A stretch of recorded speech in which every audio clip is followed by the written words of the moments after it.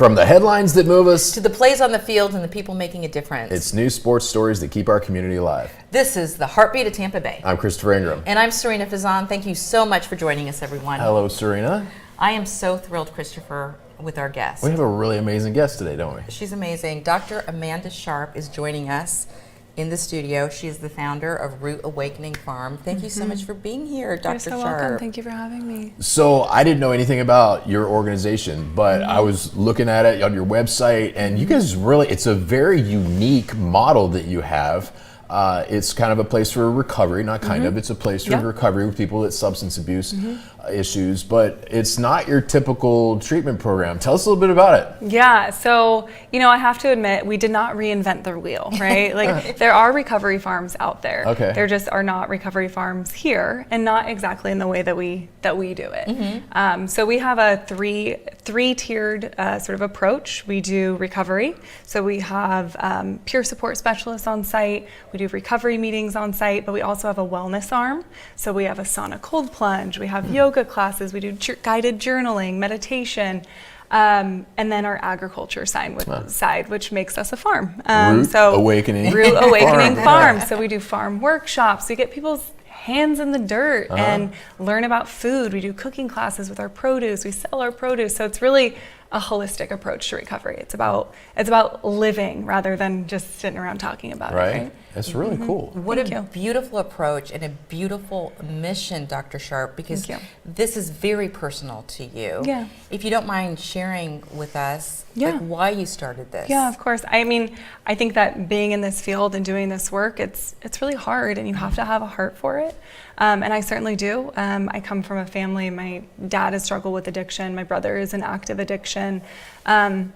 And as somebody who, I literally have a PhD in this, right? And it's still so hard to navigate how to help your loved ones, how to know the right thing to do. And after years of being in academia and navigating the system and trying to help my own family, I realized, if I can't help my own, I can at least help other people. Oh, did you get into the field because of your family as well, or was this? I think subconsciously, right? It was just what I was drawn to. I have kind of a weird background. I studied religious studies, and then I studied public health and international health, and then I went into behavioral health because it just felt like, people's worldview, the way they treat other people, the way we live as a community, it's all impacted by our mental well-being, and addiction is something that, mental health and addiction are both things that really affect people all across our communities. Right.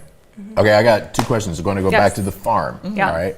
Two questions. The first one is, what kind of agricultural things do you grow? And two, how does someone accept it into your program? Yeah.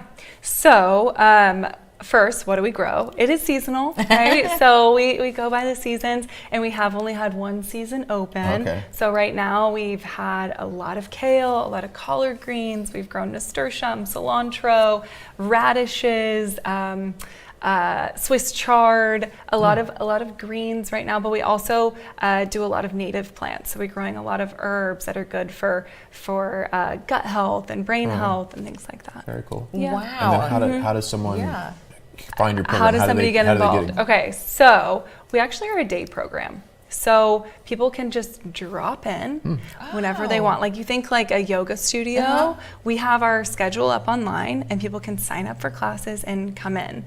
So we have cooking classes, we have farm stewardship hours where they can learn about farming, we have the farm workshops, we have the yoga classes. Again, so it's all on there, and people can drop in, they can sign up ahead of time, but it's all, the important part is accessibility, right? Like, I know that when I'm struggling, going to a yoga class is what I do best. But not everybody has access to that. So all of our classes are by donation only. Well, that's wonderful. Yeah. So, but there's no overnight or anything like that yet? Nope, not yet. We would love to expand. That's part of our longer term mission. So right now we're an urban farm. We're on the bus line 1.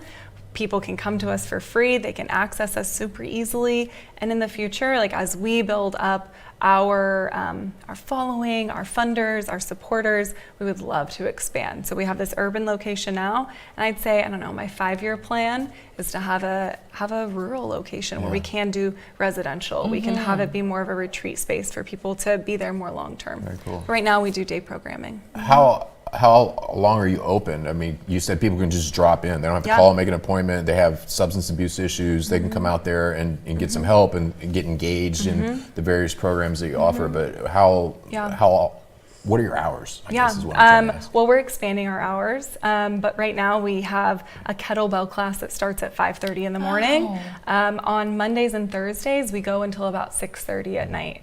We're just adding in some weekend classes and more evening classes as we go because we know that's important for people. And the whole idea of it being drop-in, right? Again, is that no matter where somebody is on their journey, that they can come, they can be a part of community.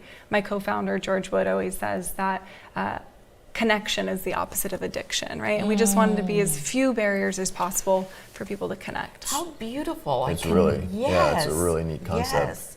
Absolutely. Do you have programs where people get some counseling and I don't know, AA meetings, what have you out there as well? So we have recovery meetings. We have AA meetings. We have a meeting called Rooted in Recovery. We have all recovery meetings. We're introducing an NA meeting on Saturdays coming up. So we have all sorts. We also have peer support specialists on site. So when people come, if they need help navigating resources, navigating system of care, figuring out, I need my driver's license, I need to get food stamps. We have people there that will help them do that. So we have a room that we call our resource room, right? So we have computers in there and people can go and access that. And Dr. Sharp, you said that you sell some of your produce, right? Which is wonderful. So I know that brings in some funding, but probably not all the funding for all these resources. I would imagine grants, are part of this. I mean, can you tell us how you sustain it, and what does your staff look like right now? Is it mostly volunteers, or?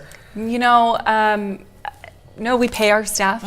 We do pay our staff. We do have some volunteers. We also have apprentices. So people who are in recovery, who are re-entering the workforce, can come and work for a stipend as sort of building up their work experience, so and they can reintegrate. And confidence. Right? That's what it's all about, is making sure people feel confident in themselves, their skills, and giving people a chance, right? Right. So we also have grant funding. So we are recipients of the Hillsborough County's opioid abatement funds. So that was, from the Sackler lawsuit way back when, and now that trickled down into counties. And so we have 2 years of funding coming from that. Nice. For people who don't know about that, yes, could you explain it? Sure. So the pharmaceutical company that sort of was created the issue around. It could be don't get us sued. It could be the Reader's Digest version. So the pharmaceutical company that created a pharmaceutical version of opioids was sued and sort of went bankrupt, and billions of dollars was trickled down across the United States, state levels, then county levels, and to Hillsborough County. It's part of a settlement. And it's all to be used to supplement enhancing and new services for treating addiction, for treating substance I mean, use. to turn I didn't realize it came all the way down to that level. Right, turning something so negative to something, honestly, could help people and benefit people. It took a while, but I'm so happy that, our county especially put in a lot of work to make sure that it went to, big agencies, but also small people like us, where we're grassroots, we're just beginning. And so that's really helped us to get our feet off the ground. We really rely on private donors as well. So people who, care about this and have the means to give. Whenever we teach a class, right, we always say, you donating today can help somebody else, help somebody else that can't pay for it come to a class too. So it's small donations and large ones that help us sustain. Do you have like a annual fundraising drive or a gala or anything like that? Thank you for asking. I didn't even tell you about that before. Hey, I've been here before. Yeah, we do. We're in the process of planning our first gala in September. So we're going to be at the River Center, the Bob Buckhorn River Center, September 19th. I hope I got that date right. Saturday. But we also are doing monthly, what we're calling Farm Fest. So it's really it's a space for people to come and socialize and experience, but be sober, right? So there's not a lot of options for people where they feel inclusive and we can be out about our recovery and talk about it, but also enjoy ourselves. So it's a monthly event, again, called Farm Fest. It's on site at our property where we have vendors come out. We sell our produce. We do sauna and cold plunge classes and yoga classes sort of on rotation. We have a fire pit. We have live music. And that's a great opportunity for people to come out and support us and donate or just experience the farm and see how beautiful it is. Do you feel too, and it again, I've used the word beautiful many times, during this conversation. Thank you. And it's so beautiful. You and I are both from the Pacific Northwest, me from Seattle, you from Oregon, Washington State and Oregon, I should say, 2 states.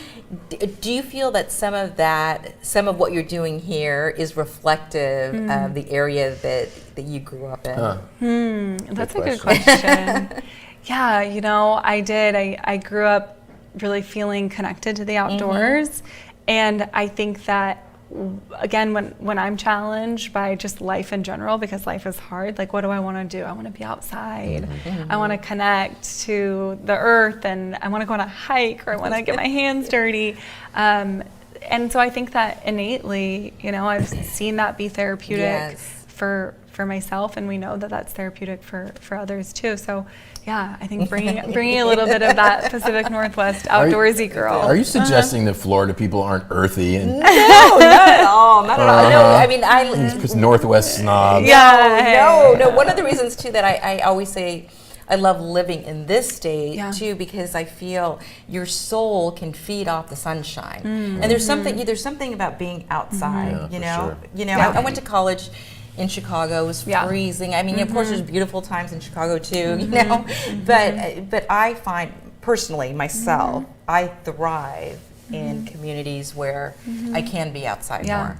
Well, and we do, I'm just always so moved when people come to the farm, because they're always surprised. It's like they're shocked. We're right on the river. So we're right on the Hillsborough River. So we have this water access, but we also have a car lot next door to us, right?